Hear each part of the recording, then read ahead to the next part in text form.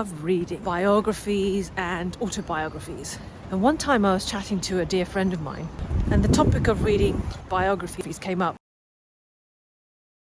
And he said, why would I read someone's autobiography when I could be living my own life instead?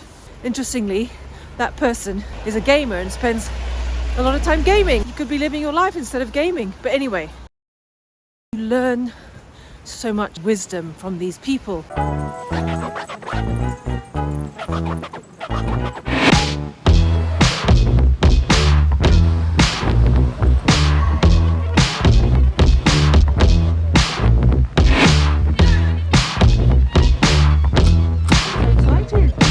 Why am I reading Charlie Chaplin's biography? Recently embarked on a part-time comedy career.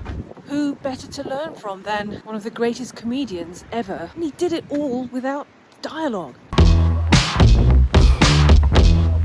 Fun fact about Charlie Chaplin, he wanted to become a serious Shakespearean actor, but he was cast in this London show on the Strand, and he played there for 2 years, and they eventually toured that show. It was a serious show, I can't remember the name of it. They didn't renew it after 2 years. When he applied for other serious acting roles, he got rejection upon rejection upon rejection. He needed to pay the bills. That's how he ended up going into comedy.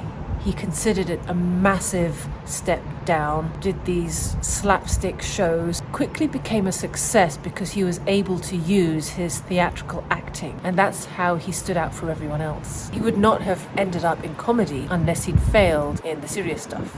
Powerful lesson when you are carving your path. And even the greatest in the world faced rejection, and how those rejections and setbacks and failures turned out to be their greatest successes.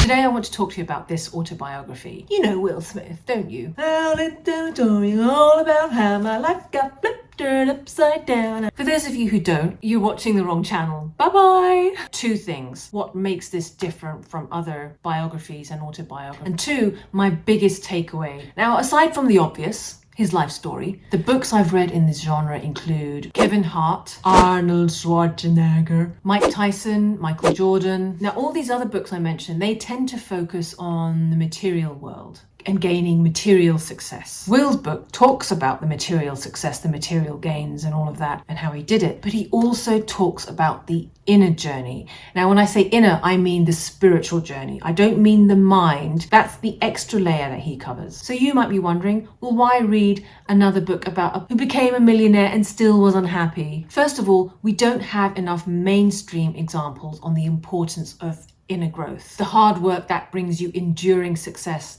enduring happiness, and not the fleeting kind, the one that you can purchase and take a photo of and show off on Instagram. We are constantly bombarded externally on the importance of material gains, material worth, and some people go through life on the hamster wheel, chasing material success and approval, and they don't ponder the spiritual messages until they're faced with their last days on earth. And here's the thing, you don't have to become a multi-millionaire, biggest box office draw in the world to appreciate the lessons or to even begin the journey. You can start now. I haven't achieved a fraction of Mr. Will's success, but I did achieve my own version of it. Deeply unhappy. If you're not truly happy with your life, changing things on the outside is temporary fix. I was unhappy in Dubai. I moved back to London. I was deeply unhappy again. But when you change on the inside, you will change your external world for the rest of your life. Biggest takeaway from this book, time he was dealing with his father's passing. Tibetan Book of the Living and Dying.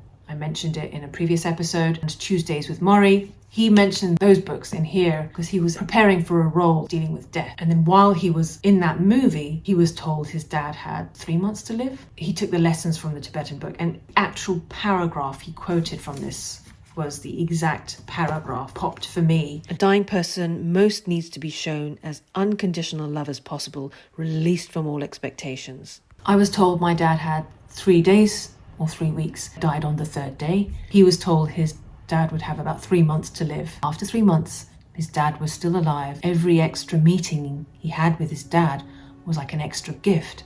And he said, after every meeting beyond that, I would treat each goodbye like the last goodbye, because it could be the last goodbye. His dad ended up living for another 3 months. That's how life should really be.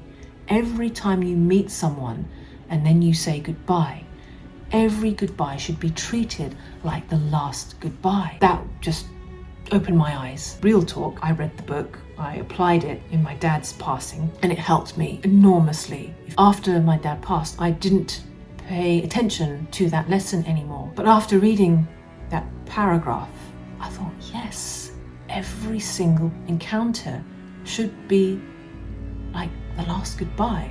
And what do you say on your last goodbye? You tell them that you love them, that you appreciate them, and that they're doing the best they can with what they've got. Just show them unconditional love as possible and release them from all expectations. But you need to be ready for a spiritual book. Otherwise, the message goes in one ear and comes out the other. Because to receive the spiritual messages, you need to have experienced more, get knocked about by life. So if you want more motivation, watch this video here where I share my favorite motivational memoirs so that we can crack open and receive the spiritual messages. So watch this video next. Thanks for watching. I'm Anise Kisselbash and I will see you in another episode. Bye.